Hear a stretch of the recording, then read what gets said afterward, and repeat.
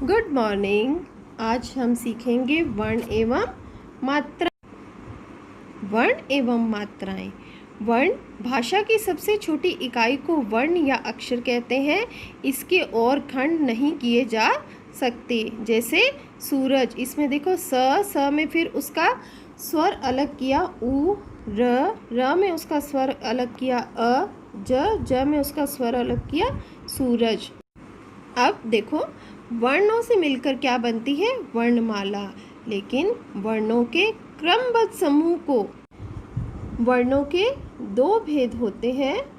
देखो स्वर और व्यंजन, और स्वर के भी आगे भेद होते हैं, ह्रस्व स्वर और दीर्घ स्वर। और व्यंजन के भी आगे भेद हैं, स्पर्श, अंतस्थ, ऊष्म, आगत और संयुक्त। तो हम आगे सीखेंगे कि स्वर कैसे बनते हैं और व्यंजन कैसे बनते हैं। स्वरों की कुल संख्या है 11। अब देखो स्वर जिनका उच्चारण अन्य वर्ण की सहायता के बिना होता है उन्हें स्वर कहते हैं। हिंदी वर्णमाला में 11 स्वर है। उच्चारण की दृष्टि से स्वर 3 प्रकार के होते हैं। सबसे पहले ह्रस्व स्वर, जिनके उच्चारण में कम समय लगता है, ये स्वर ह्रस्व स्वर कहलाते हैं, जैसे अ, ई, उ और री। अब दीर्घ स्वर, इनके अलावा जो स्वर बच गए हैं 7, वो क्या कहलाते हैं? दीर्घ स्वर। उनके बोलने में अधिक समय लगता है। आगे है प्लुत स्वर। वह स्वर जिसके उच्चारण में दीर्घ स्वरों से भी अधिक समय लगता है प्लुत स्वर कहलाते हैं। इसकी संख्या 1 है, जैसे ओम। स्वरों से मात्राएं बनती हैं। जब स्वरों का प्रयोग व्यंजन के साथ होता है तो उसका रूप भी बदल जाता है। उसी बदले हुए रूप को मात्रा कहते हैं। हिंदी में 10 मात्राएं होती हैं। अब हम आगे देखेंगे कि स्वरों से मात्राएं कैसे बनती हैं। अ स्वर की कोई मात्रा नहीं होती है।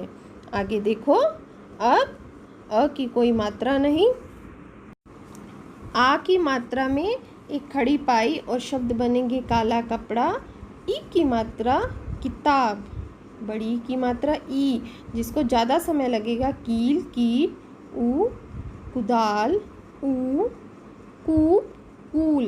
री कृष्ण कृपा। ए केला, केशव। आय की मात्रा कैलाश। ओ से कोयल। औ की मात्रा कौवा। तो इस प्रकार सभी स्वरों की मात्राएं होती हैं। सिर्फ जो अ स्वर है उसकी कोई मात्रा नहीं होती और वो हर एक व्यंजन में मिला हुआ होता है। अ स्वर मिलने के साथ ही व्यंजन अपने आप में पूर्ण होता है और अ निकल जाने पर वो स्वर रहित होकर आधा हो जाता है। आगे हैं व्यंजन। जिन वर्णों का उच्चारण करते समय मुख से निकलने वाली वायु के मार्ग में रुकावट आती है उन्हें व्यंजन कहते हैं। ऐसे वर्ण जिनका उच्चारण स्वरों की सहायता से होता है वे क्या कहलाते हैं? व्यंजन। हिंदी वर्णमाला में व्यंजनों की संख्या 33 है। व्यंजनों को मुख्य रूप से 3 वर्गों में बांटा गया। सबसे पहले है स्पर्श व्यंजन। जिन व्यंजनों का उच्चारण करते समय जीभ मुख के विभिन्न भागों का स्पर्श करती है, यानी उसके बीच में रुकावट आती है, उन्हें स्पर्श व्यंजन कहते हैं। इन्हें 5 वर्गों में बांटा गया है।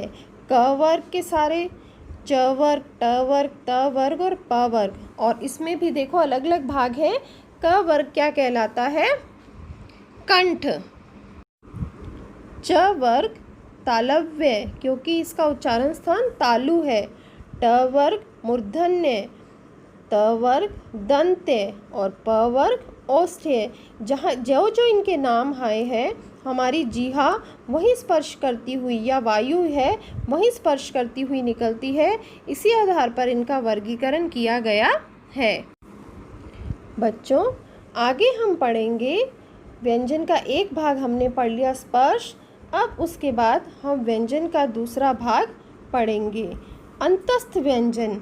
जिन व्यंजनों का उच्चारण करते समय जीभ मुख के भीतर किसी भाग को पूरी तरह से स्पर्श नहीं करती उन्हें अंतस्थ, यानी आपके कर्ण अंदर से आवाज़ आती है, यह 4 है। य, र, ल और व। और दूसरे हैं ऊष्म व्यंजन। ऊष्म का मतलब होता है घर्षण, एक ऊष्मा निकलती है। जिन व्यंजनों के उच्चारण में मुख से बाहर ऊष्मा अर्थात गर्म वायु निकलती है उन्हें ऊष्म व्यंजन कहते हैं।